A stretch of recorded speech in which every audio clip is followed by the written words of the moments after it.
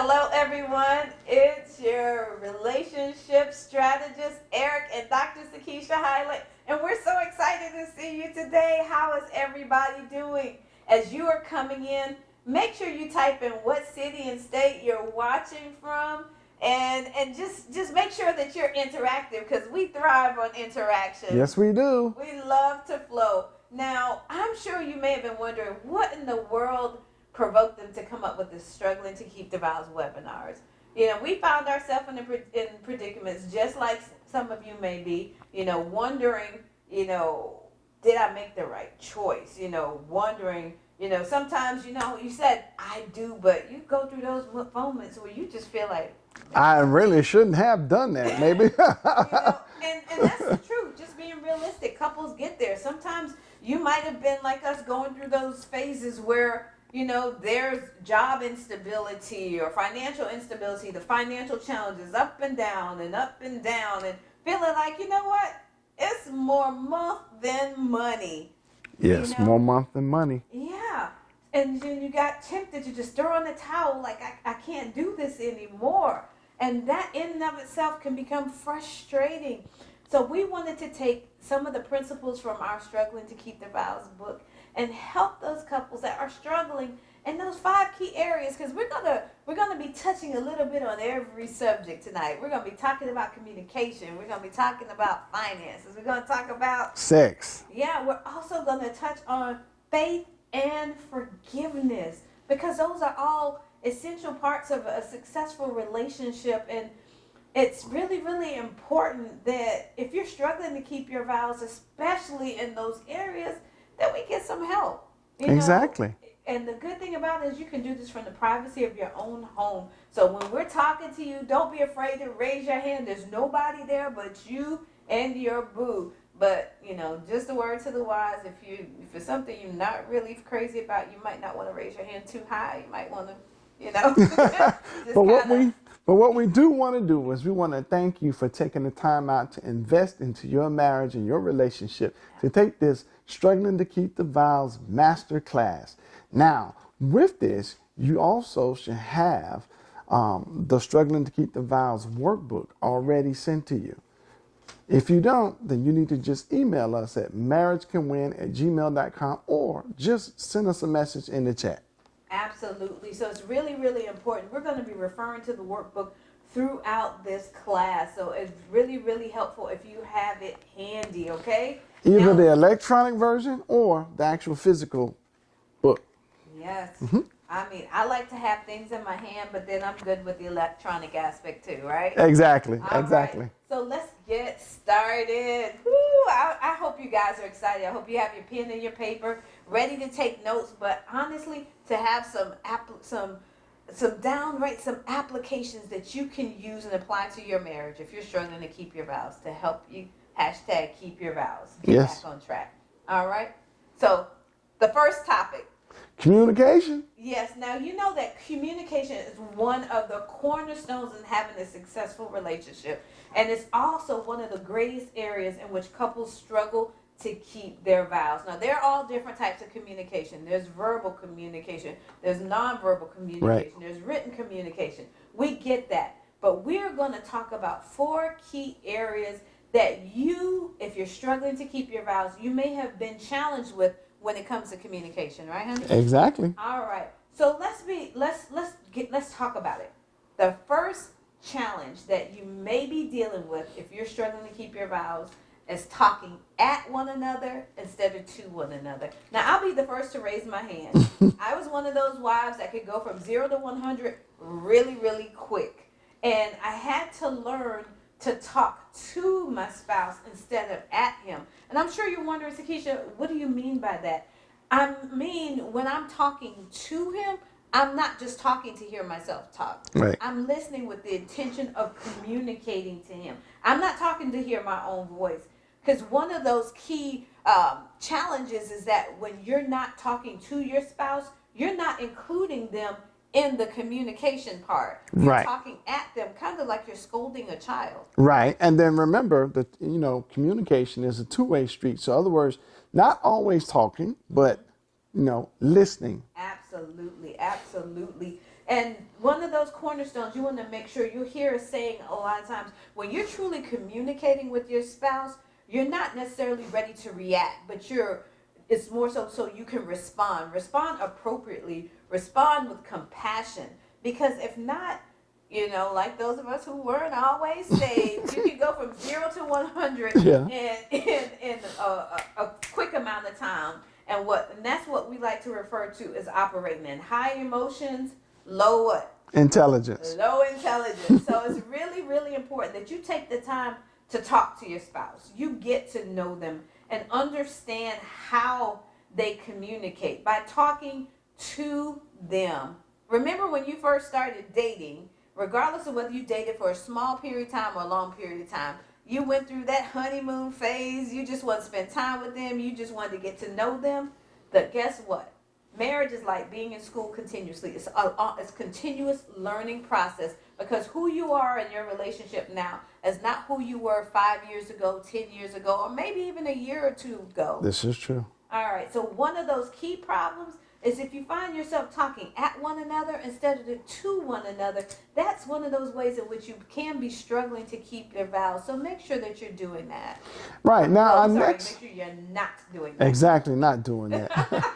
But the next problem is that he's talking, she's talking, but nothing is changing. Now, I know that's not happening to anybody listening to this, right? Oh, man. So, here's the thing, and we love this acronym, ACT, Action Changes Thing. Because he could be talking, she can be talking, but if there's no changing, there's no action, then it's just a waste of energy. You can always be talking, and nobody's listening, nobody's comprehending, and there's no action plan or task to come from it, and it's just a waste of energy, a waste of time, and nothing's getting done. And what you can find in that aspect, you can find yourself getting frustrated. And the fact is, when you take a moment and just learn to hit the pause button, if you really want some things to change, you got to sometimes learn how to push the pause button and practice doing that before you respond. Because if not, you're talking at him, he's talking at you, you're talking over one another. Right. So that's why there's nothing changing. If you really want to change, you have to be intentional about your responses. You have to be intentional about the way you're communicating with your spouse. But you also have to be intentional about listening to your spouse. Because if you want to change, you've got to understand what's going on and then make the necessary adjustment. Right. So you have to be listening. And if no one is truly listening, then no one is really communicating. You're just talking to hear yourself talk, and there's no communication. Now, one way to ensure that you are listening is use what we call the repetition method. Mm-hmm. So that is, after you're saying something to your spouse, then your spouse will repeat what you actually said. And then if that is exactly what you said to your spouse, then you will verify, yes, baby, that is exactly what I said. Absolutely. But if it's not what you said, well, oh, sweetheart, no, what I meant was, and you give the explanation, and then you come back and say what? Yes, you actually explain what I meant was X, Y, Z. Right. Now think about it. Mm-hmm. I'm pretty sure everyone that's in this class, you're familiar with that two-step verification process. Oh yeah. There's something on the screen, and you have to make sure that you put that correct information. You have to give it back what was given to you. Exactly. If not, it's not going to grant you access. Right. Now, the same thing, you're doing this verification process. He needs to be able to repeat back to me what I was telling him, so that way we make sure we're on the same page. Because if not, it's like, ooh, there's an issue. There's a disconnect. There's a disconnect. So just make sure that you write that part down, that you can use that repetition method. If you could put IE for those of you that are taking notes. Mm-hmm. All right. Which that's going to lead us to the third struggle when people are dealing with struggling to keep their vows, and they're dealing with communication challenges. If you've been following us for any period of time, I'm sure you've heard us talk about expressing what you expect.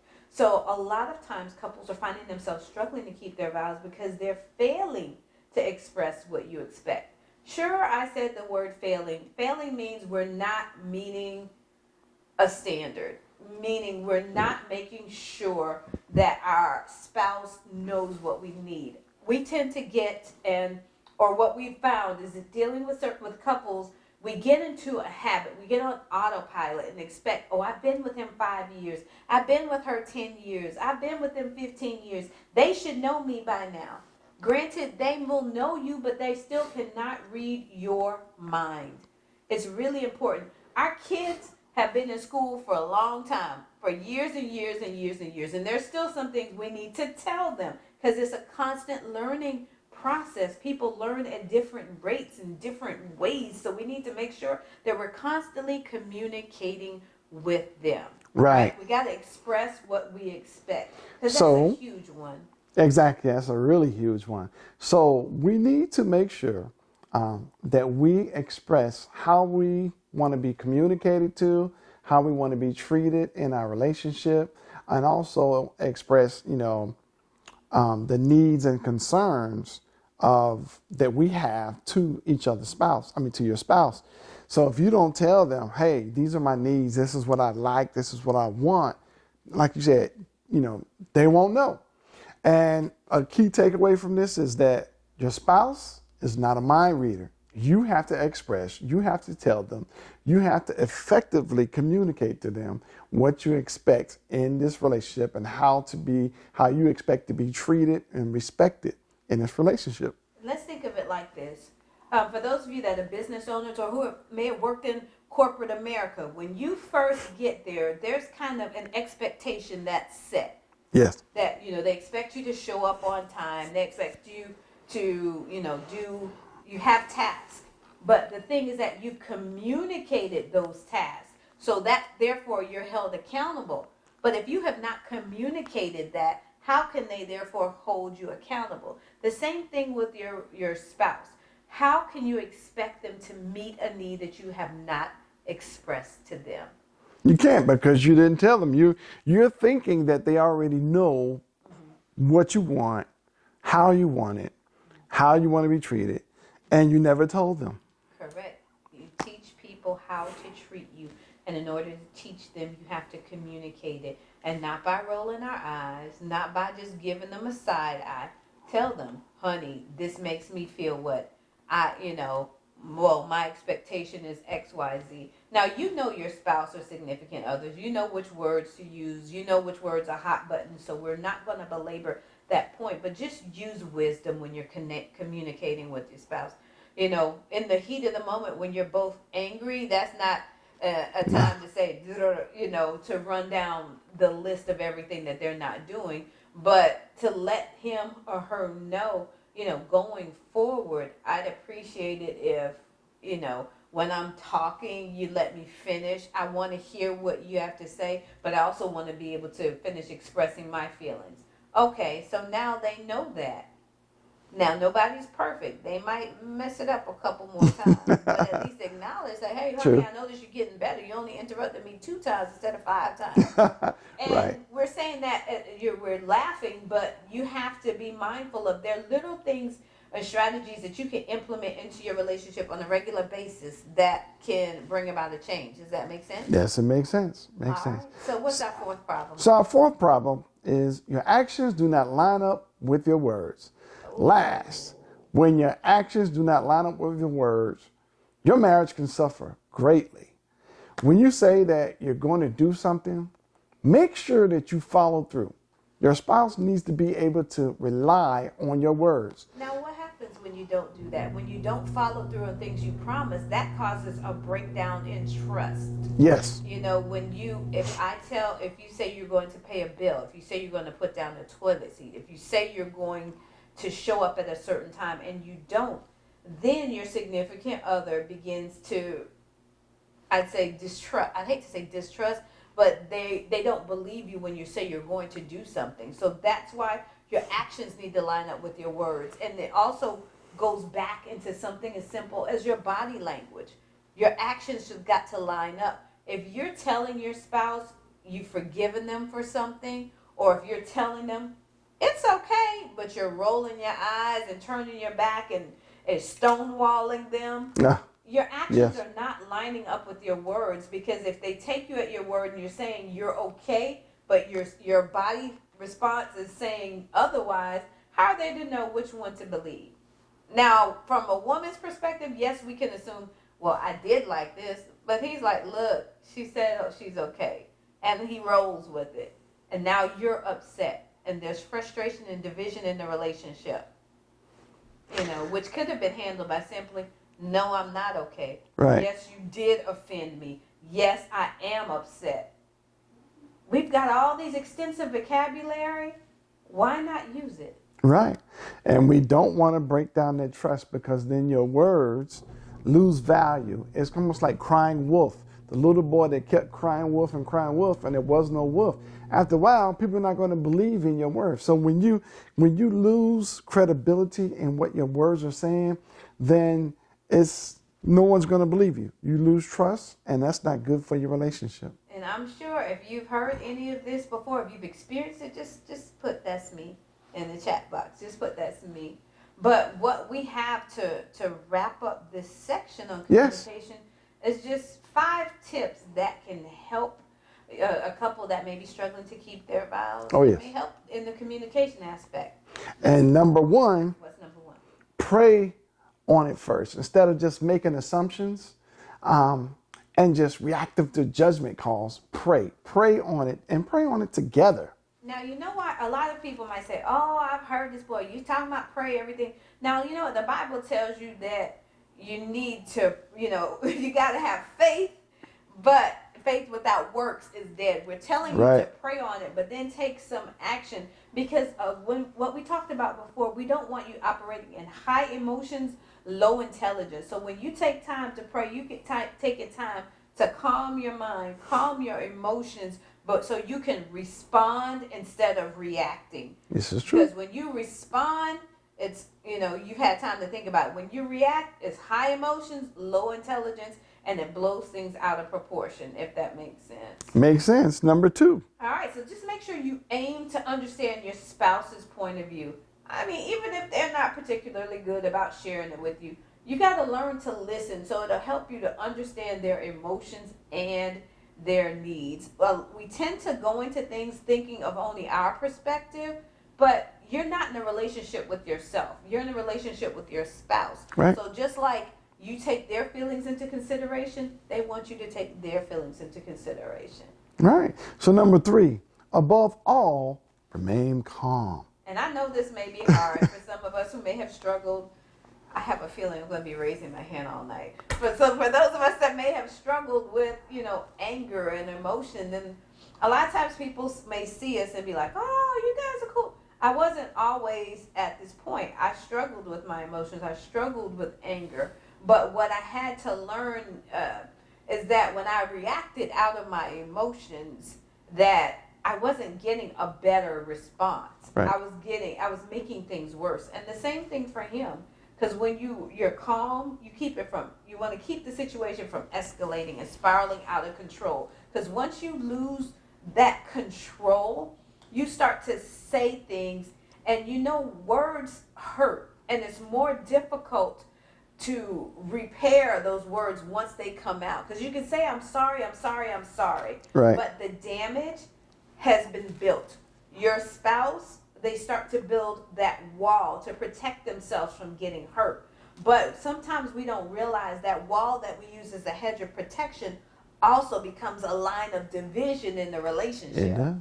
And you're going to have to work that much harder to break down that wall instead of just trying to be mindful to help prevent it from building up in the first place. So if you feel that you're starting to get heated in a discussion, and that's where you start finding yourself in high emotion and low intelligence, and you start getting to the point where you have very high emotion and no intelligence, you got to step back, take a pause, call time out, have your safe word. Yeah, that's one of the tips that we tell our couples if you're struggling to keep your vows. Both of you come up with a safe word, something that means that once we call that word, that's it. All communication ceases. Go to your corners.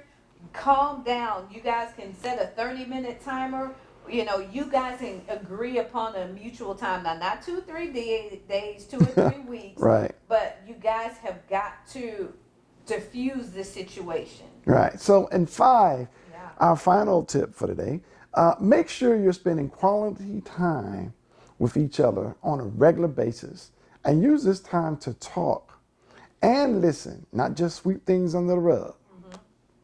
And not just swap daily updates, meaning the kids are here, this bill is paid.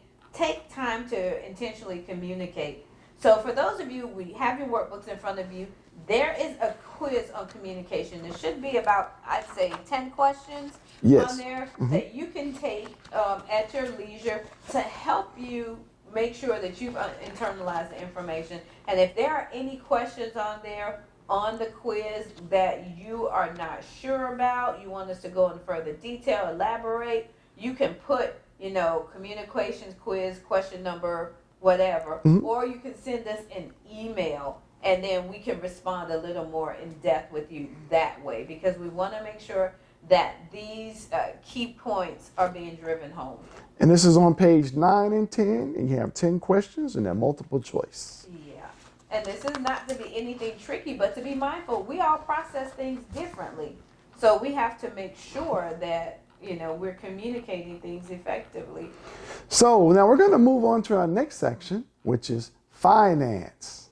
Wow. Now, you know what? Finances, that's one of the biggest challenges in relationships. A lot of times when we talk to couples, it seems like it's more month than money. That before my paycheck hits the bank, everything is spent.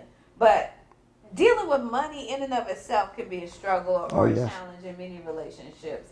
And once you get married, it's no longer just your finances, it's our finances.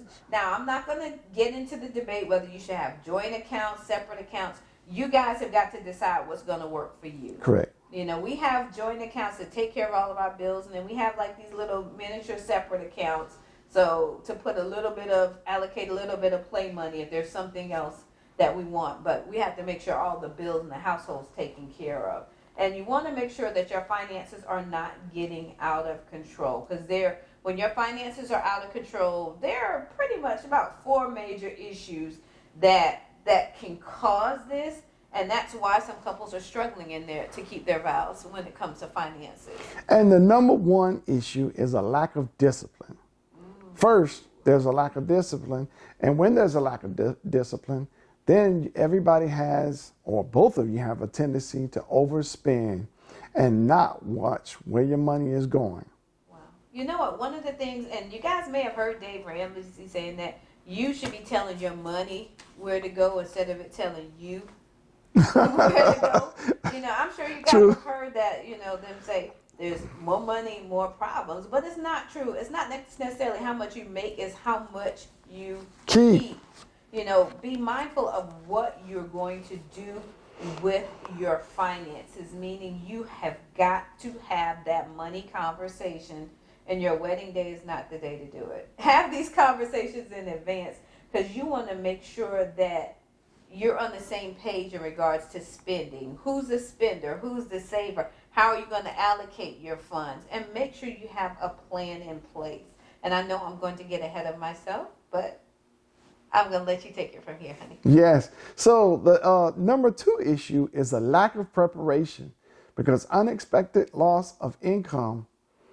That can occur. And that is really. I'm sure we're not the only one. I'm back to raising my hand again. I'm sure we're not the only ones that have experienced that. Yes. So we have to prepare for emergencies. We got to get a plan. We got to make sure that we have multiple streams of income.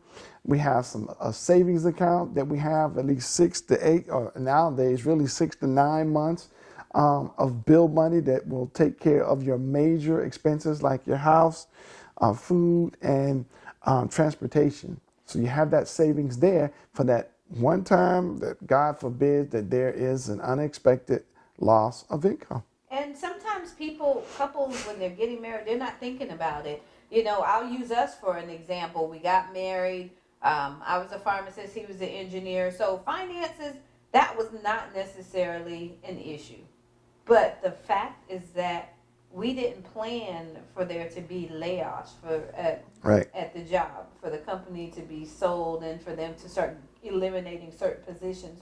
So then you find yourselves living paycheck to paycheck. And when you're living paycheck to paycheck, any unexpected expense that you're not prepared for, a medical bill that pops up, a flat tire, something going on, your Right. child needs something, that can throw you into the red really, really quickly. And that can cause things to develop in your relationship. You can have anger, you can have resentment, guilt, all kinds of things can start to come into your relationship when when you're avoiding that money question and when you're not planning for unexpected loss of income.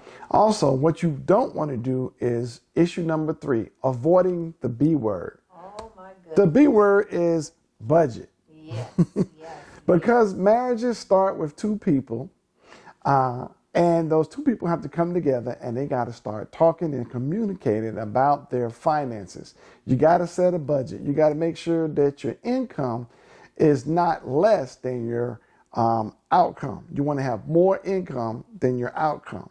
That's when you definitely need to initiate the B word. Yeah. A budget can be hard, and for many people, you might have been thinking, hey, well, when I was single, I did what I want. I spent what I want. I lived how I wanted. But when the two of you come together as one, then you have to not only think about yourself, you have to think about them as well. So you need to find out what kind of debt each one of you are bringing into the relationship, because the 2 of you together, it not only impacts you, but it impacts your spouse. And that's really, really important. And one thing that you hear about now, things have shifted. We are doing some amazing things, as women. And you'll find yourselves, or we've been finding in lots of relationships, the woman could be making more money. And that's the issue number 4. Yeah. Difficulty handling when the woman makes more money. And you know what? In today's society, it really shouldn't be an issue, but in many households, it is an issue. Exactly. It's the mindset. Yeah, the husband can struggle with this, and even the wife, because it might feel like there's a competition when you got to be mindful of that you guys should not be competing against one another. You should be complementing one another. Now, we know it's natural for the men to want to be providers for the household, but that does not mean if he doesn't make more that he's any less of a person. Right, because you got to look at it like this. That you're both on the same team.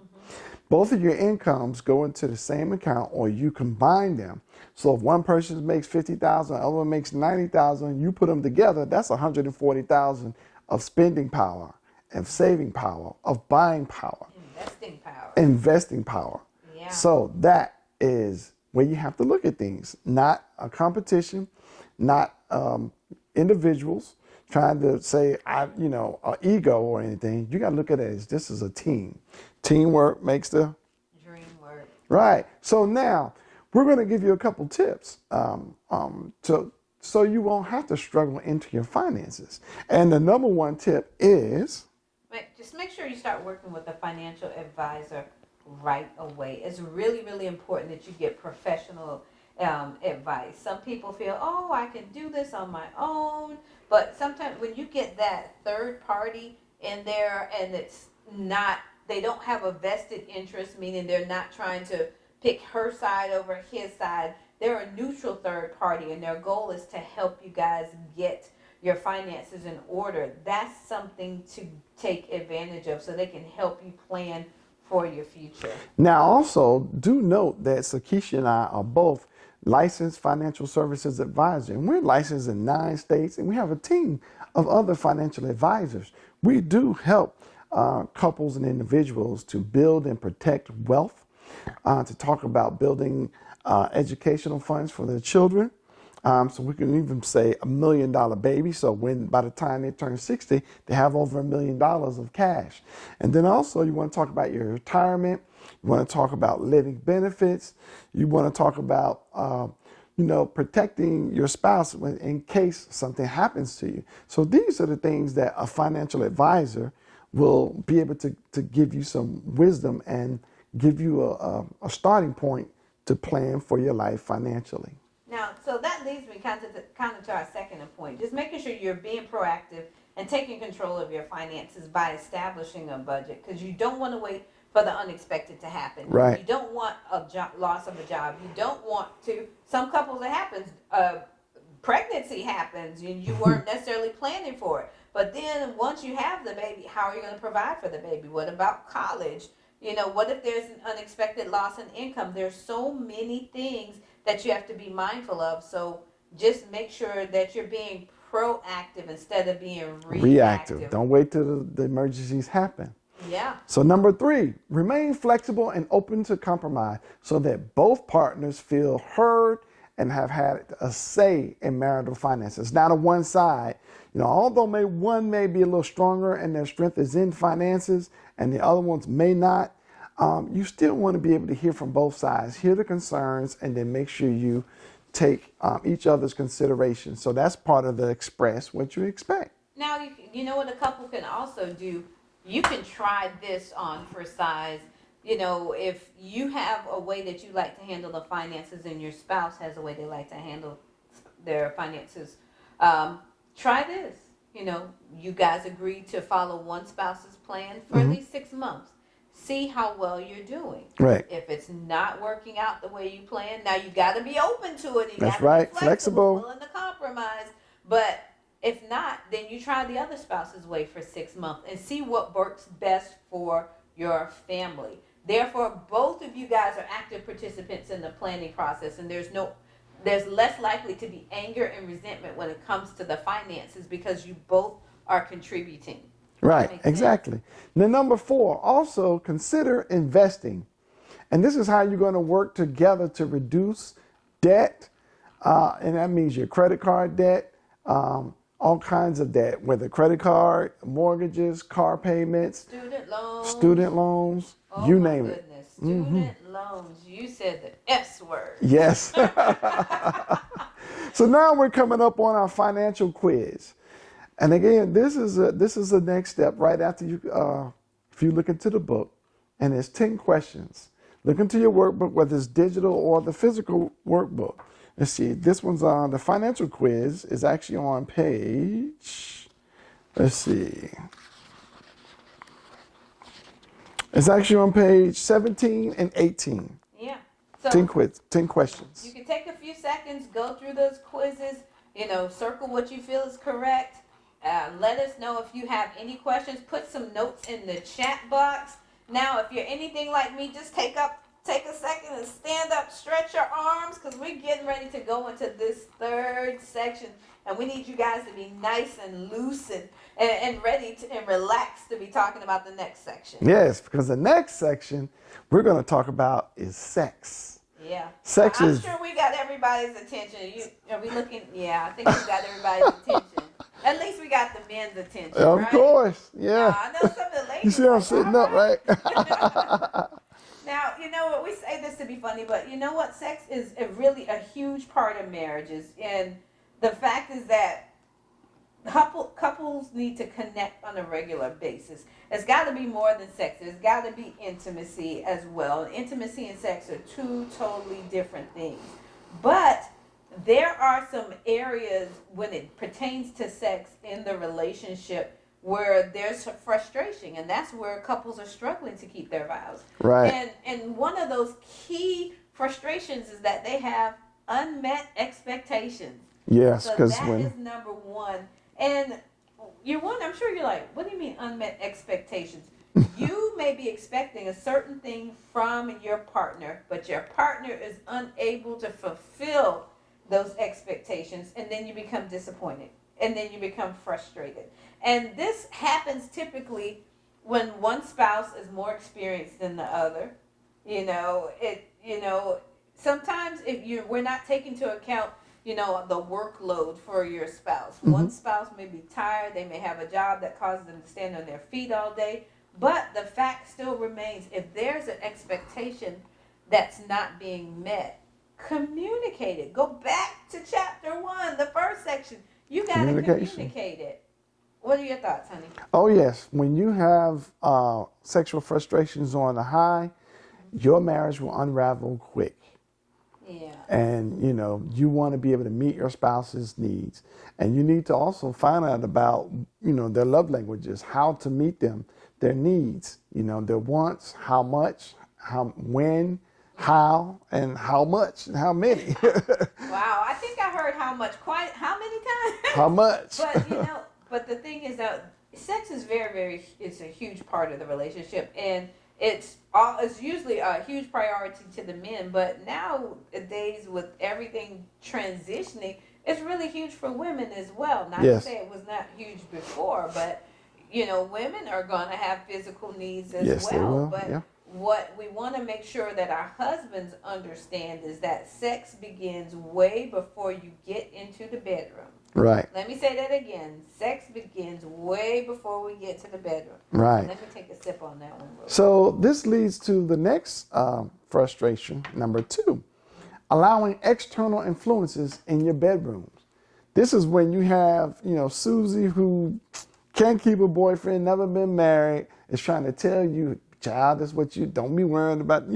She's giving you all these advice about sex and what you should and should not do, but she doesn't have one herself. Let me look at it like this. You make sure whoever's speaking into your life and over your marriage, that they're qualified to do so. So if you are in a married relationship and you are having challenges, go into your best friend that's single or your cousin that's been married 3 times. Right. Or, that may not be the best person to ask for a question, and not go into mama and daddy. Establish those boundaries because, the husband and wife, they come together and they cleave together, become one flesh. But every time we keep running back to mommy and daddy, it's like we're tearing a part of that relationship out. I would suggest definitely if you're having a challenge, specifically in the bedroom, that you reach out to a coach or for a counselor to find out what are those underlying causes that are resulting in that area. Right. Now, this next issue or this next frustration is very popular. I mean, it's everywhere. It's public, private, you name it. It's pornography. Yeah. It is very addictive.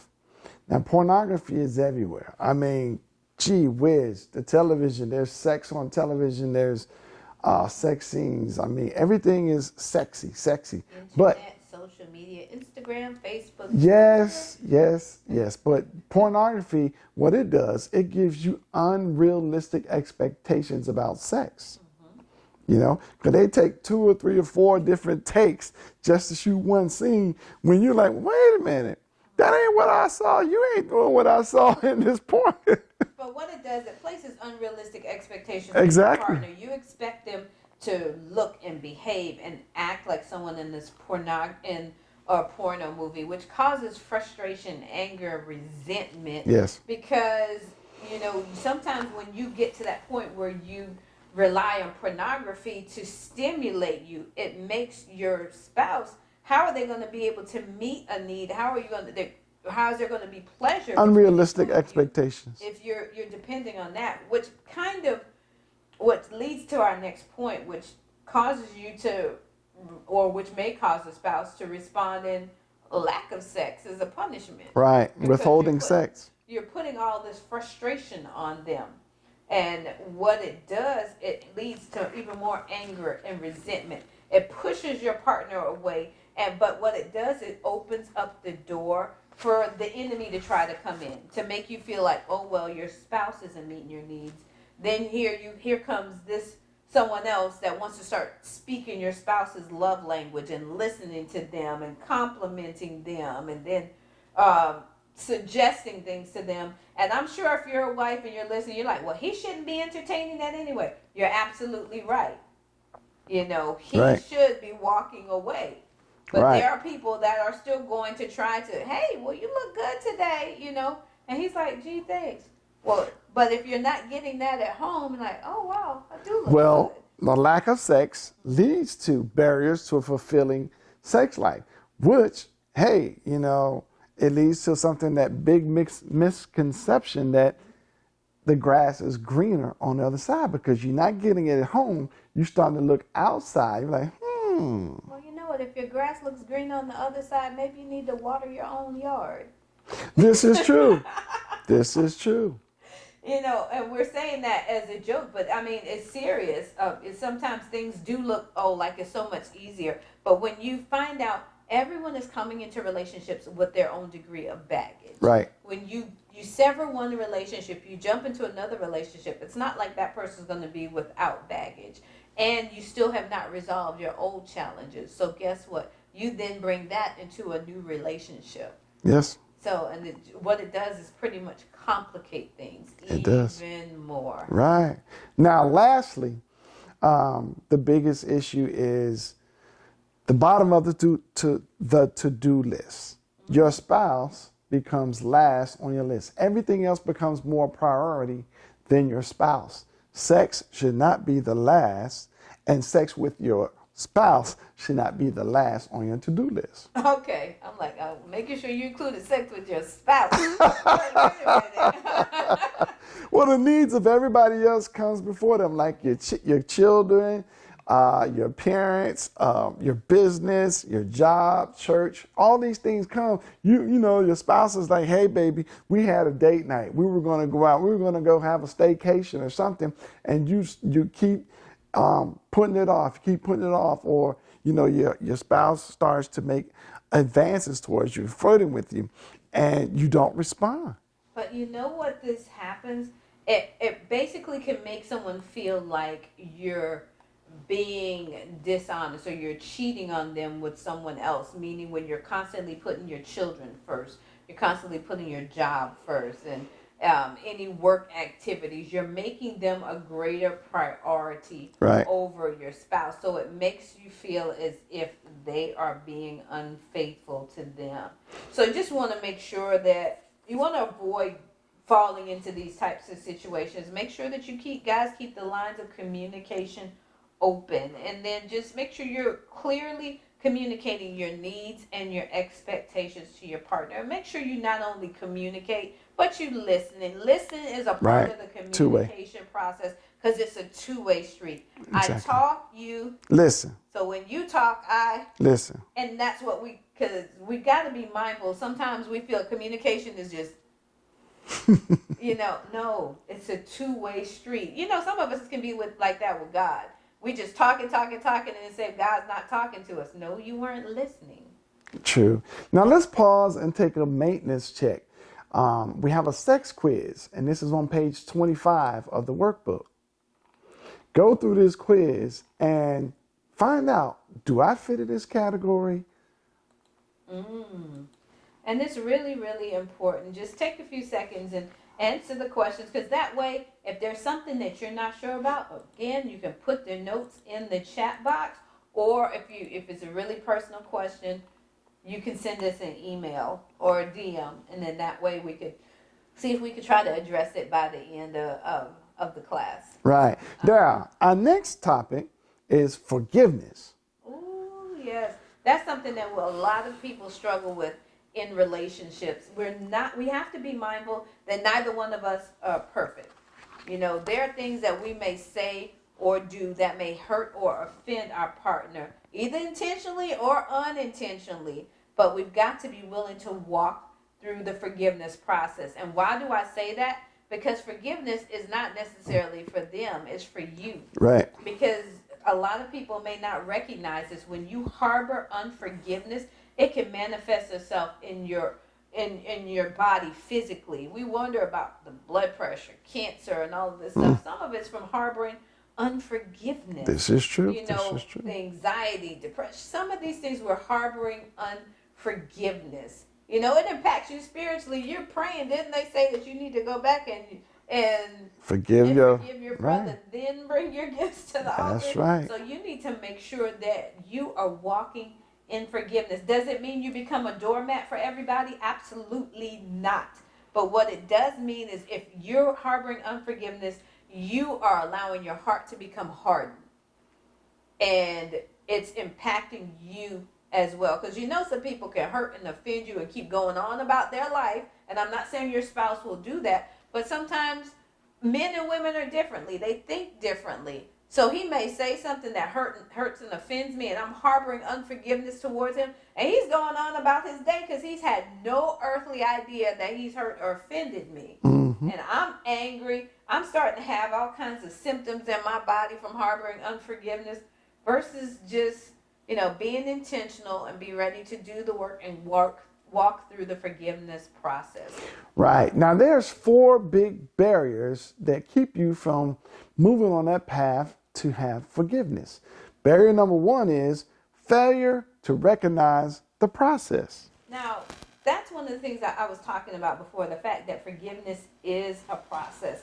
And it's not something that happens overnight. Now, we are realistic, people. We know that not everything happens overnight. Right. It can take time for the wound to heal. It can take there are going to be moments where you struggle internally and like, oh my gosh, you can have those triggers that replay over in your mind over and over again, the hurt or the act or the words that were said. But be mindful, be realistic, understand that it's a process. It's going to take time, but you've got to be intentional about it. And just a word of caution, I'm speaking to the wives as a wife.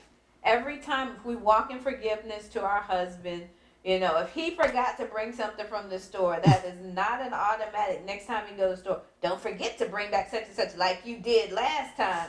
You don't keep bringing it up over and over and over again. Right. All right, let's move to barrier number 2, failure to resist negative thoughts. This is the second barrier, and it's the failure to resist negative thoughts. They keep coming back, like you were just saying. Yeah, those negative thoughts. What we have to realize, those are triggers. Something, a word or something, you see something, and it reminds you of that hurt and that pain. But you have to realize that when you're intentional about walking through the forgiveness process, you're releasing them from the choice or the behavior. You're releasing yourself from these negative thoughts associated with it, because it leads to frustration, leads to anger, leads to resentment. And you know what? It's not even going to change what has happened. But you have to learn to deal with what's going on. You got to deal with forgiveness in the first place. And forgiveness, it can be a challenge process, because for some people, there's some things that you can forgive and move on quickly. But there's certain things we do recognize that take a little bit longer. They hurt.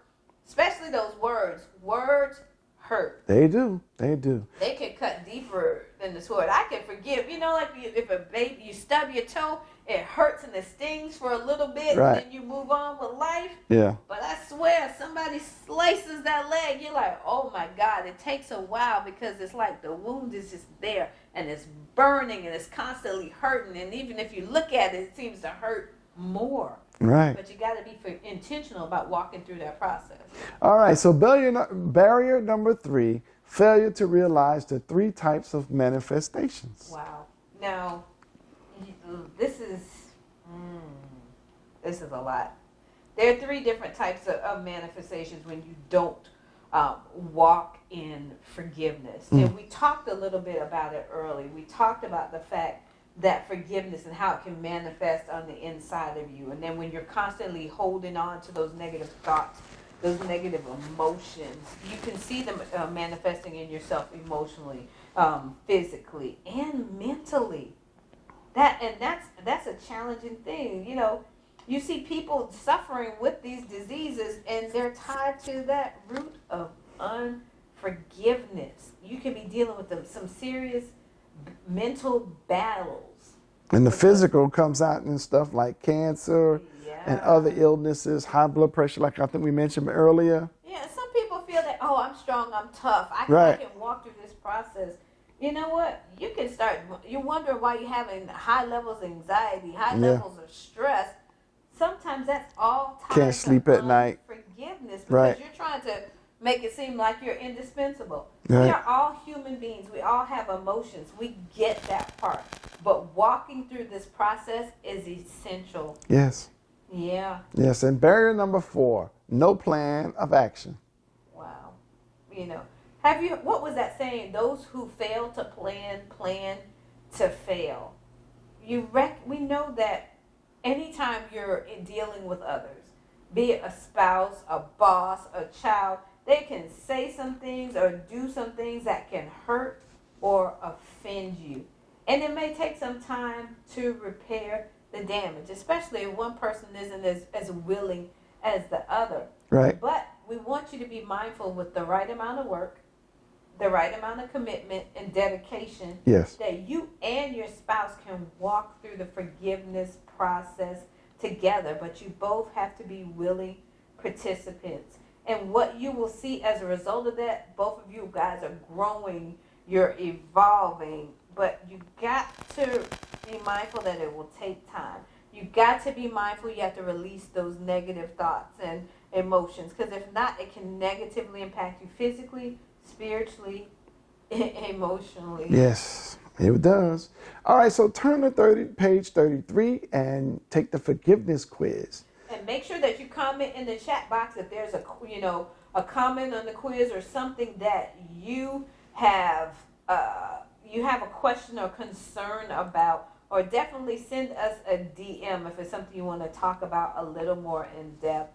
I sure hope that this has been helping somebody. If it has been, put a 1 in the chat box. If it hasn't, don't say anything. No, I'm just kidding. All right. I'm joking. So we got the forgiveness process, but we also have to rebuild trust. Rebuilding trust, once it's been broken, can be really, really challenging. Trust in a marriage can be broken in many ways, But what's most important is that the couple focus on rebuilding it and rebuilding it in a healthy way. One that's going to be sustaining and not just a quick, something that's just easily, they do the word but never do the action. It just give you lip service. Now just be mindful, once trust has been broken in a relationship, it has to be earned again. It's just not something that's automatically given. Right. So I want to make sure that the couples out there, that as you're listening, that you are mindful that broken trust takes time to repair. Right. Just think about it. You love your child, but your child lies to you. You'll be like, you're mad. You will forgive them, but sometimes it takes time for you to trust what they're saying again. Their words lose value. Absolutely. Their words lose value and credibility with you. Right, credibility. So we got to make sure that we're being mindful that we choose our words wisely. All right, so let's talk about some of the key factors that are in rebuilding trust. Yeah. And number one is we have to deal with the unresolved issues. Oh, my goodness. One of the things when you're coming into a marriage or a relationship, you're bringing baggage. Right.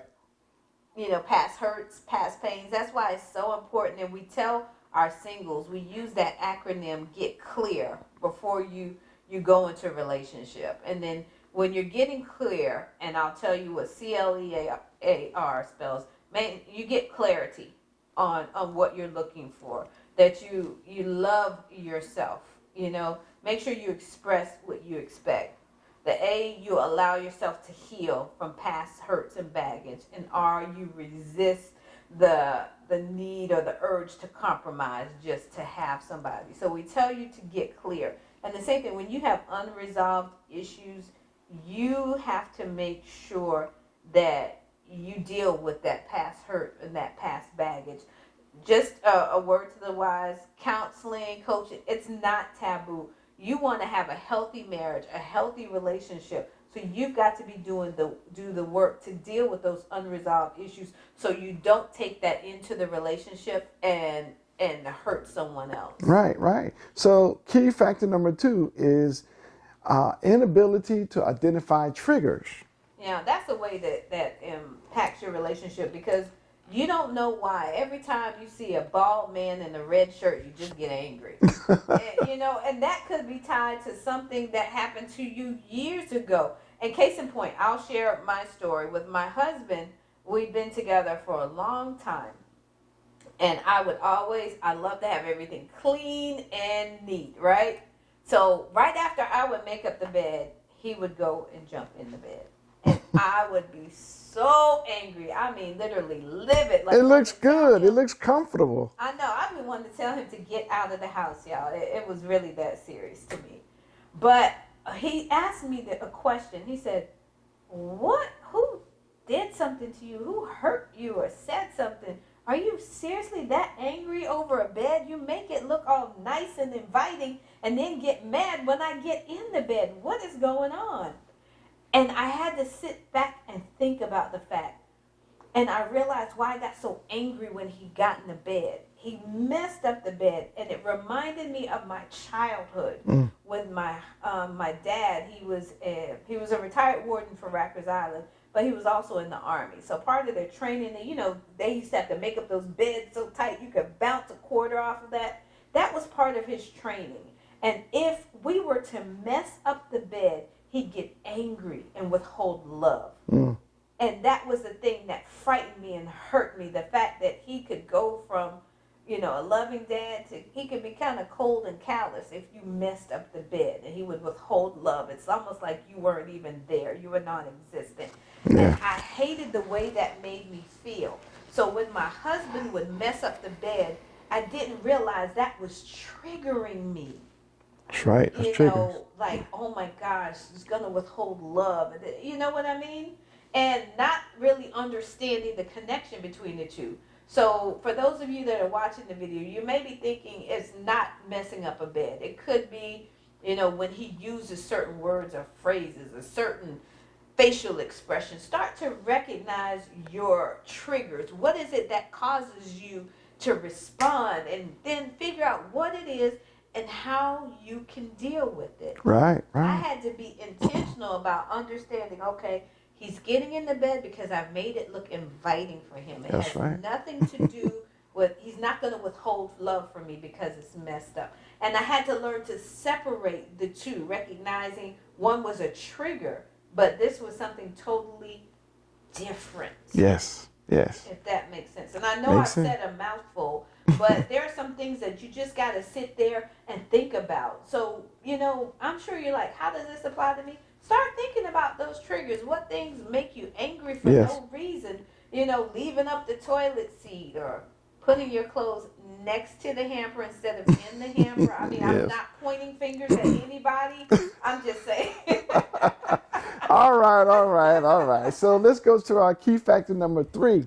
And this is a must. You have to have a plan of action. Absolutely. So let's talk about putting maybe a 5-step process into place to help building this rebuilding your trust.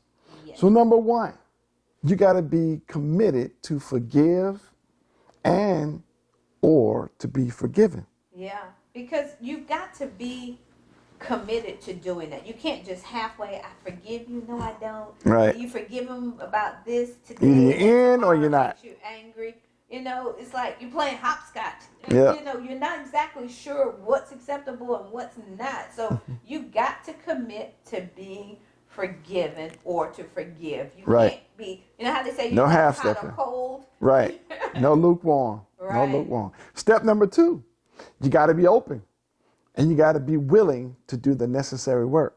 You've heard us use the acronym before, ACT, action changes things. So you've got to think that you are going to have to do the work. You understand trust has been broken and needs to be rebuilt. Okay, what do I need to do to re-earn your trust? It's going to take work. And realize it's going to take work, but you got to be and open time to it. Because it's not going to automatically happen. Right. You can't just say, get over it and keep going. It's not going to work like that. Right. Step number 3, be mindful of your innermost feelings. Yeah.